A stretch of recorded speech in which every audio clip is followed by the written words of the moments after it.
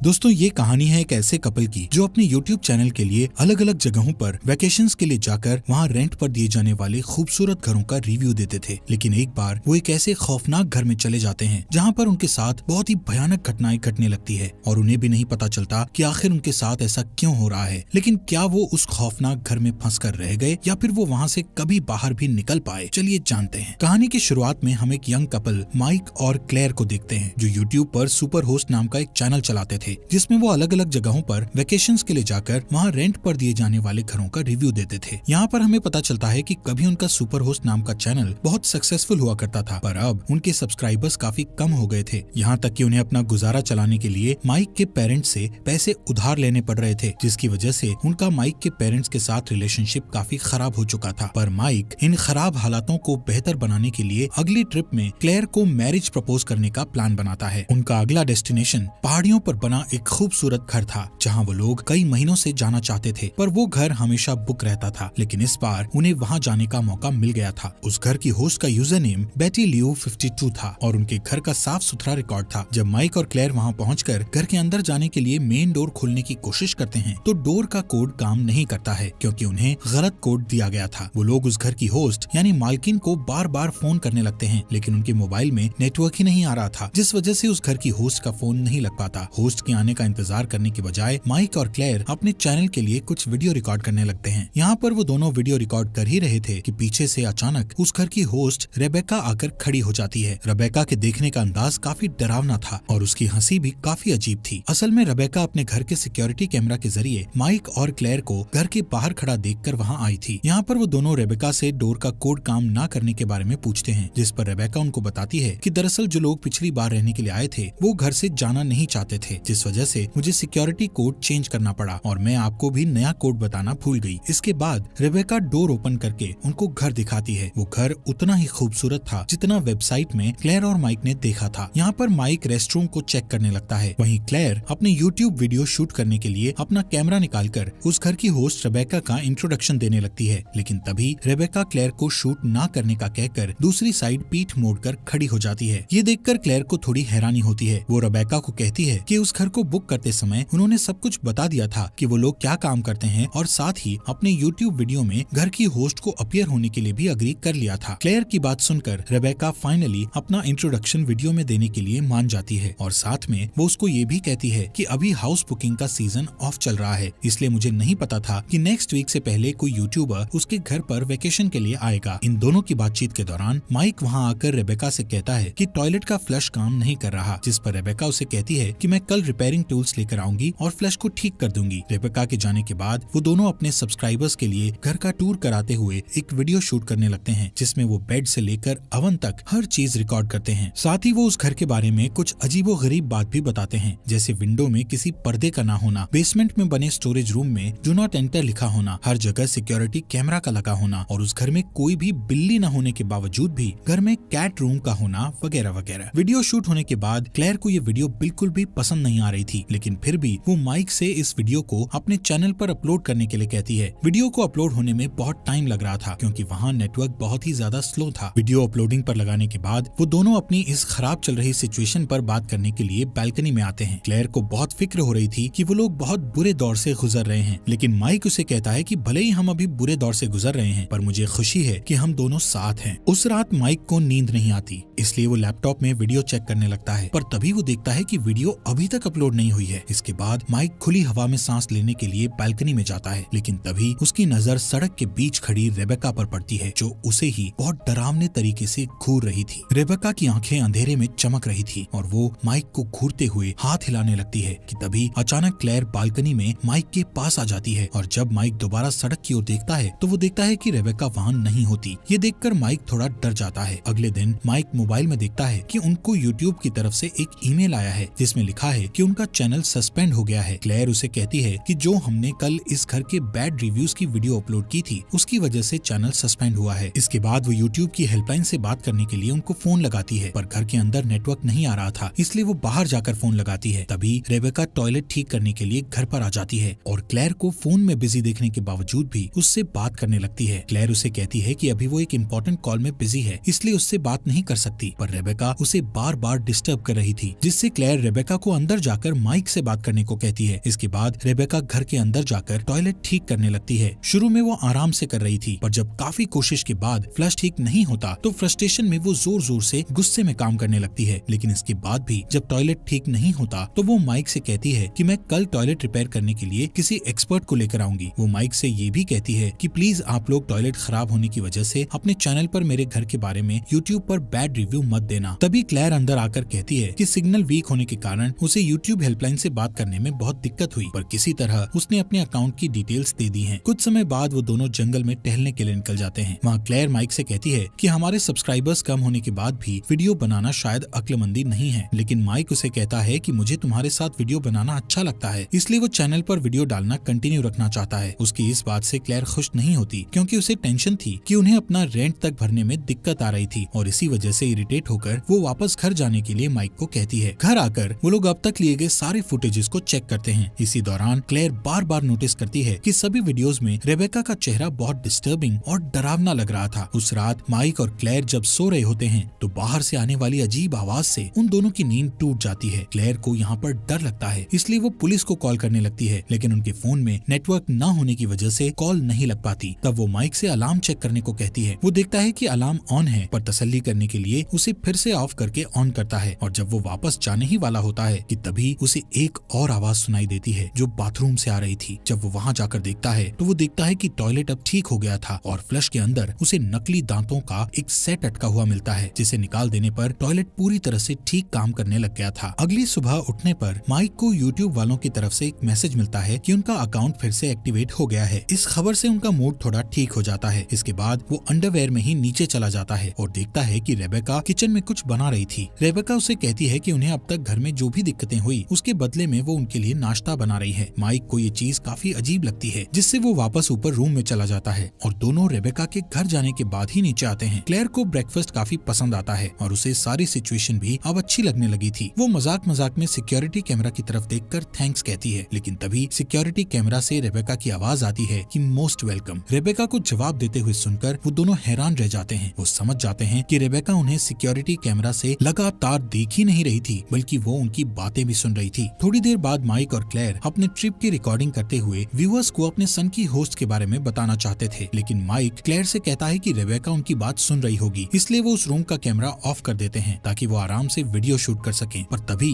बाहर से कोई घर के अंदर पत्थर फेंकता है जो माइक को लगते लगते रह गया था। माइक और क्लेयर दौड़कर बाहर जाते हैं और देखते हैं कि वेरा नाम की औरत वहाँ पर खड़ी थी। वो उस घर की सेकंड होस्ट यानी दूसरी मालकिन थी। वेरा उनसे कहती है कि तुम दोनों ने जो हमारे घर के बारे में बैड रिव्यू दिया था उससे हमें बहुत नुकसान हो गया है। हमें घर के लिए किराएदार मिलने बंद हो गए हैं और हमारे घर की मार्केट में डिमांड कम हो गई है। वो बताती है कि यूट्यूब में रिपोर्ट करके उनके चैनल को सस्पेंड भी उसी ने कराया था और खिड़की में पत्थर भी उसी ने मारा है। इतने में रेबेका वहाँ आती है और टूटी हुई खिड़की को देखकर वो वेरा पर बहुत गुस्सा होती है। वो कहती है कि अगर वेरा वहाँ से नहीं गई तो वो पुलिस को बुला लेगी। वेरा रेबेका को समझाने की कोशिश करती है कि वो उन दोनों से होशियार रहे, वरना वो लोग बैड रिव्यू देकर उसके बिजनेस को भी बर्बाद कर देंगे। पर उसकी बात से रेबेका को गुस्सा आ जाता है और वो उस पर चिल्लाने और उसको धमकाने लगती है। इस पर वेरा डरकर तुरंत वहाँ से चली जाती है। अब रेबेका माइक और क्लेयर से कहती है कि उसके पास थोड़ा फ्री टाइम है, इसलिए वो दोनों चाहें तो घर के रिव्यू के लिए उसका इंटरव्यू शूट कर सकते हैं। लेकिन वीडियो की शुरुआत में वो थोड़ा नर्वस फील करती है, इसलिए जोर से चिल्लाती है ताकि उसकी नर्वसनेस दूर हो सके। इसके बाद माइक के क्वेश्चन पूछने पर रेबेका कहती है कि ये घर उसके डैड का था और उनके गुजर जाने के बाद उसे विरासत में मिला था। वो उस घर को अपने डैड की आखिरी निशानी मानती थी, इसलिए उस घर के पास ही बने एक छोटे से घर में रहती थी ताकि वो उस घर पर नजर रख सके और अच्छे से उसकी देखभाल भी कर सके। वो कहती है कि उसके ख्याल में घर खाली नहीं रहना चाहिए, इसलिए वो उसे रेंट पर देने लगी थी। अगले सवाल के जवाब में वो कहती है कि उसे सबसे ज्यादा उन बूढ़े कपल्स की याद आती है जिन्होंने उसे भी अपने साथ छुट्टियां बिताने का मौका दिया था। ये कहकर वो रोने लगती है, जिससे माइक को वहीं इंटरव्यू खत्म करना पड़ता है। रात को माइक और क्लेयर अब तक लिए गए सारे फुटेजेस को चेक करते हैं। तभी क्लेयर नोटिस करती है कि स्क्रीन पर रेबेका का बिहेवियर पागलों जैसा है। क्लेयर कहती है कि व्यूअर्स सनकी और पागल लोगों को देखना ज्यादा पसंद करते हैं, इसलिए उन्हें रेबेका के और भी वीडियोस बनाने चाहिए। इतना कहने के बाद वो सोने चली जाती है, लेकिन माइक अपने चैनल पर व्यूअर्स को एक सीक्रेट अपडेट देता है कि अगले दिन वो क्लेयर को मैरिज प्रपोज करने वाला है। इतना कहने के बाद वो भी सोने चला जाता है। कुछ टाइम बाद खिड़की के बाहर खड़ी रेबेका गुस्से से उन दोनों को सोते हुए देखती है। अगले दिन माइक और क्लेयर फिर से वॉक पर जंगल की तरफ जाते हैं। क्लेयर अपने वीडियोस के लिए कुछ और फुटेजेस रिकॉर्ड करना चाहती थी, लेकिन तभी माइक उसे प्रपोज करने के लिए लिए कैमरा बंद करने को कहता है, जिस पर क्लेयर कैमरा बंद कर देती है और खुशी खुशी उसके मैरिज प्रपोजल को एक्सेप्ट कर लेती है। लेकिन क्लेयर फिर से कैमरा निकालती है और माइक से कैमरे के सामने उसे प्रपोज करने को कहती है ताकि उन्हें ज्यादा से ज्यादा व्यूज मिले। पर माइक कैमरे के सामने अपनी पर्सनल फीलिंग्स को जाहिर नहीं करना चाहता था, इसलिए वो नाराज होकर वापस रेंट हाउस में चला जाता है। तभी क्लेयर को अपनी गलती का एहसास हो जाता है और वो उसे रोककर उससे माफी मांगती है। साथ ही वादा करती है कि घर लौटने तक वो कैमरे को हाथ भी नहीं लगाएगी। घर वापस आने पर क्लेयर नोटिस करती है कि कमरे के बीचों बीच जमीन पर उनका लैपटॉप रखा हुआ था, जिसमें रेबेका का इंटरव्यू चल रहा था। तभी माइक को वहाँ पर एक मेल पड़ा हुआ मिलता है, जिस पर बेटी लाओ जॉनसन लिखा हुआ था, जो रेबेका के यूजर नेम बेटी लाओ 52 से मैच करता था। देखकर माइक डर जाता है और तुरंत उस घर से जाने के लिए अपना सामान पैक करने लगता है। पर क्लेयर को लगता है कि यहाँ रहकर वो लोग अच्छे वीडियोस बना सकते हैं, इसलिए वो जाना नहीं चाहती थी। पर जैसे ही सिक्योरिटी कैमरा बीप की आवाज के साथ उनकी तरफ टर्न करता है, तभी वो भी थोड़ा डरकर अपना इरादा बदल देती है और दौड़कर माइक के साथ कार में बैठ जाती है। वहाँ से निकलकर वो दोनों खुद को सेफ महसूस करते हैं। पर मुश्किल से कुछ ही दूर जाने पर वो रोड के बीचों बीच रेबेका को खड़ा देखते हैं, जिससे उन्हें मजबूरन अपनी कार रोकनी पड़ती है। वो उन्हें वक्त से पहले जाते देखकर ज्यादा परेशान नहीं दिखती, बस उनसे कहती है कि वो उन दोनों को एक आखिरी सरप्राइज देना चाहती है, जिसके लिए वो उनको कैमरा लेकर उसके साथ आने की रिक्वेस्ट करती है। माइक उसके साथ तो जाना नहीं चाहता था, पर क्लेयर उसे ये कहकर मना लेती है कि इस बहाने उन्हें रेबेका के कुछ और फुटेजेस मिल जाएंगे, जिससे उनके वीडियोस और अच्छे बन जाएंगे। क्लेयर माइक से कहती है कि उनकी वीडियोस पर अगर व्यूज बढ़ गए तो उन्हें किसी से कर्ज लेने की जरूरत नहीं पड़ेगी। इसके बाद कैमरा ऑन करके वो रेबेका के पीछे पीछे जंगल की तरफ जाने लगते हैं। रास्ते में रेबेका चिल्लाते हुए अपना इंट्रोडक्शन ठीक वैसे ही देती है जैसे माइक और क्लेयर हमेशा वीडियो की शुरुआत में देते थे। अब जैसे जैसे वो लोग घने जंगल में घुसते जाते हैं, वैसे वैसे रेबेका बीच बीच में कूदने और खतरनाक आवाजें निकालने लगती है, तो कभी वो पागलों जैसे जोर जोर से हंसकर उन्हें डराने लगती है। आखिर वो लोग उस जगह पहुंच जाते हैं जहाँ वेरा एक पेड़ के नीचे बैठी थी। उसके हाथ पैर बंधे हुए थे और मुंह पर एक टेप लगा हुआ था। ये देखकर वो दोनों शॉक्ड रह जाते हैं। वहीं रेबेका एक चाकू निकालकर क्लेयर से सब कुछ रिकॉर्ड करने को कहती है। रेबेका उनको ये भी कहती है कि उसे इस बात का दुख है कि उन्हें यहाँ रहने में कुछ खास मजा नहीं आया, इसलिए उसने उन्हें ये सरप्राइज देने का सोचा है। इसके बाद पहले तो वो अपना कोट उतारकर एक पेड़ पर टांग देती है, फिर वेरा से माफी मांगते हुए उसके चेहरे पर सच में चाकू से वार करती है। फिर लगातार उसके पेट में चाकू घोंपती जाती है। ये देखकर माइक और क्लेयर इतना डर जाते हैं कि तुरंत वहाँ से भागने लगते हैं। वेरा को मारने के बाद रेबेका कैमरा लेकर खुद को रिकॉर्ड करते हुए उनके पीछे पीछे भागती है। उधर माइक और क्लेयर को लगता है कि कार के पास जाना सेफ नहीं होगा, क्योंकि वहाँ रेबेका उनका इंतजार कर रही होगी, इसलिए वो घर की तरफ भागते हैं। पहले तो वो घर के अंदर जाकर खुद को लॉक करते हैं, पर बाद में माइक पुलिस को फोन करने के लिए बाहर जाता है। पर जैसे ही जंगल की तरफ से रेबेका की आवाज करीब आने लगती है, वो तुरंत घर के अंदर चला जाता है और दोनों मिलकर डोर लॉक कर देते हैं। क्लेयर अलार्म में लगे हुए एक खास बटन को प्रेस करके पुलिस को खबर देने लगती है, लेकिन बदकिस्मती से वो काम नहीं करता। तब अचानक उनकी नजर खिड़की के बाहर खड़ी रेबेका पर पड़ती है। उसके हाथ में उनकी कार की चाबी थी। यहाँ पर वो दोनों खिड़की से उसके हर मूवमेंट पर नजर रख रहे थे और जब रेबेका दरवाजे पर पहुंचती है तो दोनों अपनी पूरी ताकत लगाकर उसे अंदर आने से रोकने की कोशिश करते हैं। क्लेयर रेबेका से कहती है कि हम सारे फुटेजेस को डिलीट कर देंगे जो भी कुछ जंगल में उसने किया, और उसके बारे में किसी से कुछ भी नहीं कहेंगे। पर रेबेका को उसकी बात पर विश्वास नहीं होता, लेकिन वो थोड़ी देर के लिए वहाँ से चली जाती है। वहीं बाहर निकलने का कोई दूसरा रास्ता ढूंढते हुए क्लेयर उस स्टोरेज रूम में पहुंच जाती है जहाँ जाना मना था। दूसरी तरफ माइक खिड़की से रेबेका पर नजर रखे हुए था। उधर नीचे स्टोरेज रूम में क्लेयर को एक डिश, मग, एक स्लीपिंग बैग और एक कंप्यूटर मिलता है, जिससे वो समझ जाती है कि रेबेका इसी स्टोरेज रूम में रहती थी और उसने उनसे झूठ बोला था कि वो पास ही किसी दूसरे घर में रहती है। क्लेयर को कंप्यूटर से सिक्योरिटी कैमरास का एक्सेस मिल जाता है और वो देखती है कि माइक खुद को बचाने के लिए फायर प्लेस में इस्तेमाल होने वाले रॉड को उठा लेता है। तभी क्लेयर की नजर एक कैमरे पर पड़ती है जिसमें रेबेका माइक को कुछ कहती हुई दिखाई देती है। क्लेयर के पास आवाज सुनने का ऑप्शन नहीं था, इसलिए वो उन दोनों की बातचीत नहीं सुन पाती। वहीं रेबेका माइक को बताती है कि उसने बेटी लाओ, जो इस घर में रहने आया था, उसे और उसकी बिल्ली को इसलिए मार डाला था क्योंकि उसने उसे अपने साथ रहने की परमिशन नहीं दी थी। उधर बेसमेंट में क्लेयर देखती है कि रेबेका के कंप्यूटर में इंटरनेट काम कर रहा है। वो तुरंत अपने चैनल में एक वीडियो डालकर अपने व्यूअर्स से पुलिस को वहाँ पर भेजने के लिए रिक्वेस्ट करती है। जैसे ही वीडियो अपलोड होना शुरू होता है, तभी पीछे से उसे रेबेका वहाँ आती हुई दिखाई देती है। रेबेका उसको बताती है कि उसने अपने फोन को कैमरा के माइक्रोफोन से लिंक कर रखा है, जिससे वो घर के आसपास टहलते हुए आराम से घर के किराएदारों की बातें सुन सकती थी और किसी को उस पर शक भी नहीं होता था। उधर माइक अभी तक दीवार पर लगे कैमरों की तरफ ही देख रहा था कि अचानक स्टोरेज रूम से आने वाली चीख सुनकर वो समझ जाता है कि क्लेयर की जान खतरे में है और उसको बचाने के लिए दौड़ता हुआ स्टोरेज स्टोरेज रूम तक पहुंच जाता है, लेकिन तब तक बहुत देर हो चुकी थी। वो देखता है कि रेबेका क्लेयर के बालों को कसकर पकड़े हुए उसे मारने के लिए चाकू निकाले बैठी है और माइक के आते ही चाकू से क्लेयर का गला काट देती है। ये देखकर माइक खुद को बचाने के लिए बाहर की तरफ भाग जाता है और रेबेका उसे पकड़ने के लिए तेजी से उसके पीछे भागती है। तभी वो चाकू से उस पर वार करके उसे घायल कर देती है। माइक किसी तरह घर से बाहर निकलकर दरवाजा बंद कर देता है, पर चाकू लगने की वजह से दर्द से उससे ठीक से चला भी नहीं जा रहा था। लड़खड़ाते हुए वो जमीन पर गिर जाता है। वहीं रेबेका एक सीक्रेट दरवाजे के रास्ते बेसमेंट से बाहर निकल जाती है। उसे अपनी तरफ आते देखकर माइक तुरंत खड़ा होकर फिर से वहाँ से भागने लगता है। माइक को भागते देखकर रेबेका भी रिकॉर्डिंग करते हुए उसके पीछे जा रही थी। वो एक रियल यूट्यूबर की तरह बीच बीच में कैमरे की तरफ देखती हुई बातें भी करती रहती है कि आज उसने 2 शिकार तो कर लिए हैं और तीसरा